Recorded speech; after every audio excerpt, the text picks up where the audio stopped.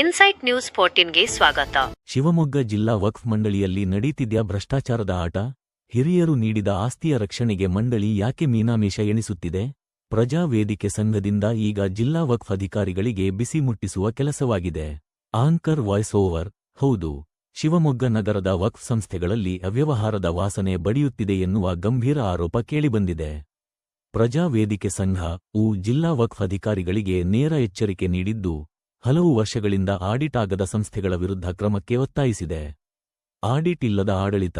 ಇಸ್ಲಾಪುರದ ದರ್ಗಾ ಹಜ್ರತ್ ಬದ್ರುದ್ದೀನ್ ಶಾ ಮಸ್ಜಿದ್ ಸಮಿತಿಯಲ್ಲಿ 2012 ರಿಂದ 2015 ರವರೆಗೆ ₹1 ಆಡಿಟ್ ಕೂಡ ನಡೆದಿಲ್ಲ. ಇಷ್ಟು ವರ್ಷಗಳಾದರೂ ವಕ್ಫ್ ಬೋರ್ಡ್ ಯಾಕೆ ಮೌನವಾಗಿದೆ? ತಪ್ಪಿತಸ್ಥರ ಮೇಲೆ ಕ್ರಿಮಿನಲ್ ಮೊಕದ್ದಮೆ ದಾಖಲಿಸಲು ಹಿಂಜರಿಕೆ ಯಾಕೆ? ಇದು ಅಧಿಕಾರಿಗಳ ಮೇಲೆ ಅನುಮಾನ ಮೂಡಿಸುತ್ತಿದೆ. ಧೂಳು ಹಿಡಿಯುತ್ತಿರುವ ಆಂಬ್ಯುಲೆನ್ಸ್. ಸರ್ಕಾರ ಬಡವರಿಗಾಗಿ ನೀಡಿದ ಹೊಸ ಆಂಬ್ಯುಲೆನ್ಸ್ ಸಂಚರಿಸದೆ ಮೂಲೆಯಲ್ಲಿದೆ. ಬಡವರಿಗೆ ತಲುಪಬೇಕಾದ ಸೌಲಭ್ಯ ಕಿತ್ತುಕೊಳ್ಳುವವರ ವಿರುದ್ಧ ಕ್ರಮ ಯಾವಾಗ? ಚುನಾವಣಾ ವಿಳಂಬ. ಮುಸ್ಲಿಂ ಹಾಸ್ಟೆಲ್ನಂತಹ ಪ್ರಮುಖ ಸಂಸ್ಥೆಗಳಲ್ಲಿ ಸಮಿತಿಯ ಅವಧಿ ಮುಗಿದು 3 ವರ್ಷ ಕಳೆದರೂ ಚುನಾವಣೆಯ ಸುಳಿವೇ ಇಲ್ಲ. ನೂತನ ಸಮಿತಿ ರಚಿಸಲು ಮೀನಾಮೇಷ ಎಣಿಸುತ್ತಿರುವುದು ಯಾಕೆ? ಪೂರ್ವಜರು ನೀಡಿದ ಪವಿತ್ರ ಆಸ್ತಿಯನ್ನು ರಕ್ಷಿಸಬೇಕಾದ ವಕ್ಫ್ ಬೋರ್ಡ್ ತನ್ನ ನಿರ್ಲಕ್ಷ್ಯ ಬಿಟ್ಟು ಕೂಡಲೇ ಎಚ್ಚೆತ್ತುಕೊಳ್ಳುತ್ತಾ? ಈ ಭ್ರಷ್ಟಾಚಾರ ಮತ್ತು ವಿಳಂಬ ಧೋರಣೆಗೆ ಅಧಿಕಾರಿಗಳು ಉತ್ತರಿಸಲೇಬೇಕಿದೆ. ಇಲ್ಲದಿದ್ದರೆ ಈ ಹೋರಾಟ ತೀವ್ರ ಸ್ವರೂಪ ಪಡೆಯುವುದರಲ್ಲಿ ಸಂಶಯವಿಲ್ಲ.